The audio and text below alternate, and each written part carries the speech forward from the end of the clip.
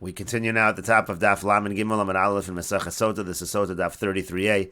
The Gemara is continuing to discuss the machlokas between Rebbe and the Rabbanan, whether when it comes to Kriyas Shema it has to be recited in Hebrew or it can be recited in any language. And the Gemara now says, Lema kasava Rebbe kol ha-Torah b'chol lashon nemra. Let us say that Rebbe holds that the entire Torah was really given over in all languages. Now there's a machlokas Rishonim what exactly that means.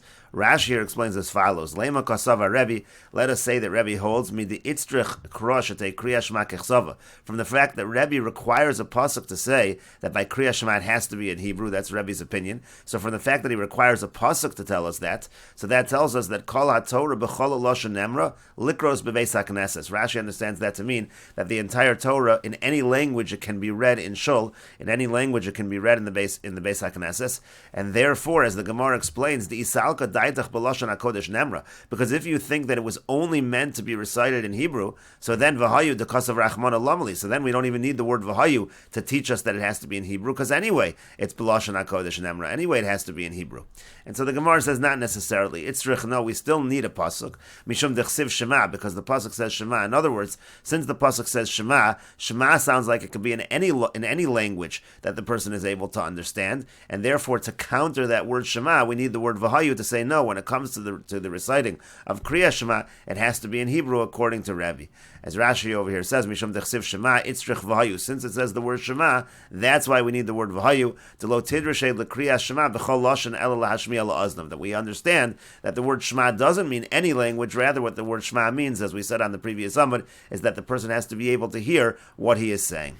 And the Gemara continues along the same lines. Leimo kasavri Rabbanon kol haTorah kula b'lashon kodesh nemra. Let's say by the Rabbanon it's the other way around. Let us suggest, according to the Rabbanon, that when it comes to the reading of Shema, according to Rashi, the reading of Shema in the Beis HaKnesses, it can be, according to the Rabbanon, it can only be b'lashon hakodesh. T'isal gadaitach b'chol lashon, because if you're going to think that it could be in any language, so Shema dekasav rachman alamali. What is the pasuk? What does the Torah need to write the word Shema for? Again, it's the word Shema that tells us it can be in any language. So it sounds like if you didn't have that word, it would have to be b'lashon hakodesh. So that sounds like kol haTorah kula b'lashon hakodesh nemra. And the word Shema is telling you no, even though kol haTorah kula b'lashon hakodesh nemra, but the word Shema tells you when it comes to the recitation of Shema, it can be in any language. And the Gemara answers along the same lines in the other direction. Itzrich mishum dechsiv v'hayu. No, the Rabbanan need the word Shema because it says the word v'hayu. You might have thought that v'hayu tells us that it has to be specifically in lashon hakodesh. That's why you might have thought that. And then comes along the word Shema and says, no, it doesn't have to be specifically in Lashon HaKodesh. It can be in any language that you understand. And the Gemara continues at the two dots. The Mishnah said tefillah, that tefillah can be recited in any language. And the Gemara explains, Rachamihi, this is asking for mercy from HaKadosh Baruch Hu. Kol he'echi deboy matzli, as in any way that the person is able to daven in any language, that's how he's able to daven.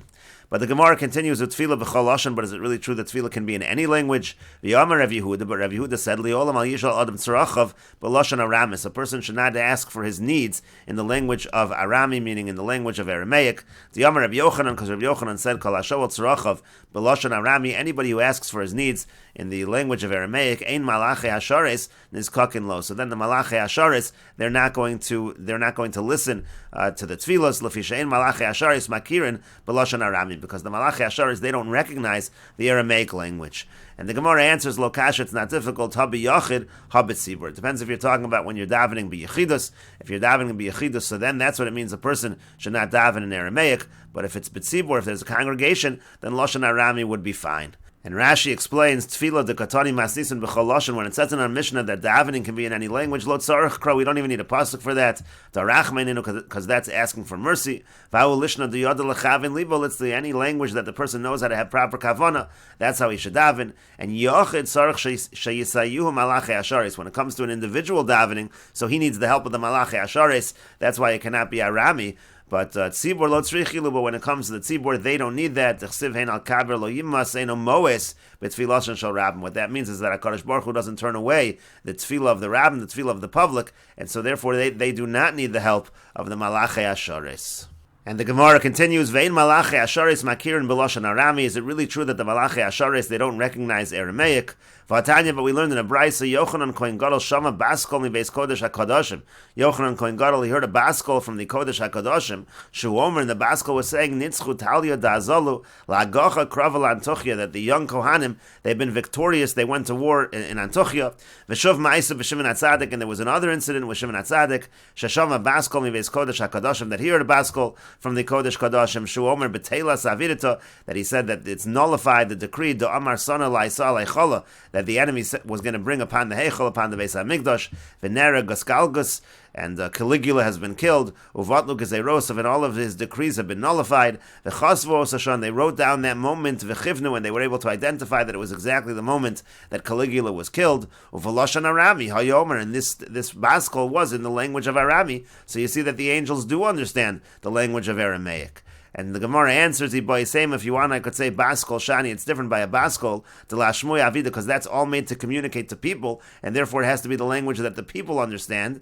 And if you want, I could say Gavriel Havid, that over there the Baskol was from the angel Gavriel, and Gavriel did know all of the languages, Damar Mar, because the master said, Ba Gavriel, Velimdo Shivim Lashon. It said Gavriel came and he taught him, that's referring to Yosef, Gavriel came and he taught him the 70 languages. And the Gemara continues at the two dots. The Mishnah said Birchas Hamazon, that when it comes to Birchas Hamazon, to benching, that could be in any language, Dichsiv, as it's written in the pasuk.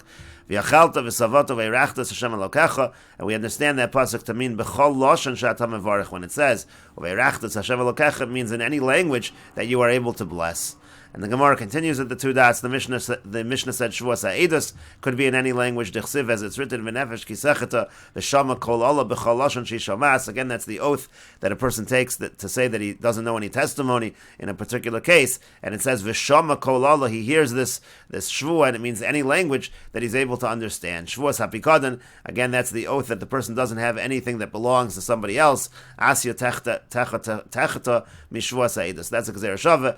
We learn techeta from Shavuos HaEidus, just like Shavuos HaEidus is in any language, so too Shavuos HaPikadon can be in any language. And the Gemara continues at the two dots. The Mishnah said, V'yelu ne'emar b'lashon HaKodesh, the following must be recited in Hebrew, Mikra Bikurim v'chalitza v'chulu, Mikra Bikurim and chalitza, etc. Ad Mikra Bikurim Keitzad, then we said Mikra Bikurim, how do we know, from where do we know it has to be in Hebrew? Because the pasuk says, V'yonisa v'yamarta l'fnei Hashem Elokecha, it says V'yonisa v'yamarta, U'l'halon hu'omer v'yonu halavim v'yamru, when it comes to Har Grizim and Har Evel, when it comes to the brachas and klolos, it also uses the same language, V'onu v'yamru, El Kolish Yisrael, and we learn the following, Gezer Shavah, Ma niyo ha'amur lahalim b'lashon HaKodesh, just like over there by Har Grizim and Har Evel, it was in Lashon HaKodesh, Afkan, so too over here, b'lashon HaKodesh, it's in Lashon HaKodesh. And the Gemara asks, U'levim gufayu minolan, so by Har Grizim and Har Evel, by the brachas and klolos, how do we know that was done b'lashon HaKodesh?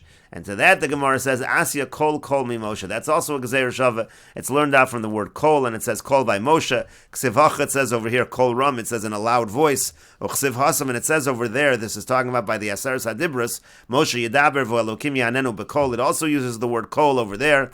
Malahalan b'lashon HaKodesh, just like over there it's b'lashon HaKodesh. Afkan, so too over here by Har Grizim and Har Evel, b'lashon HaKodesh. It's b'lashon HaKodesh, it's in the Hebrew language. And the Gemara continues at the two dots, chalitza, keitzad, v'chulu.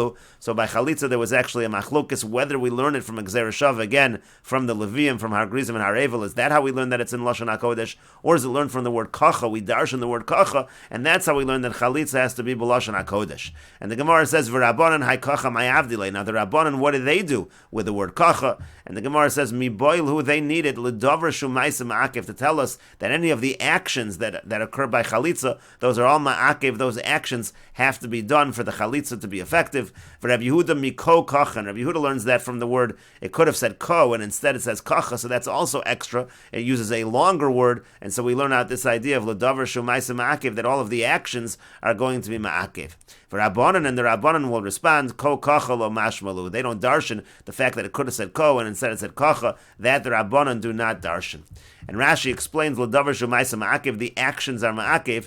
Ba'akagon chalitza or rakika, those are the actual removing of the shoe, the spitting. The kacha mashmei kuva, the word kacha sounds like it's ma'akev. You have to do those things. The asur l'shanas, you can't change from that procedure. B'samchol yasa lomer shahamaisa ma'akev, and it's next to the word yasa. The idea is again that the maisa, the actions, are going to be ma'akev, and we will continue with this discussion in the next video on Daf Lamed Gimel Amud Beis.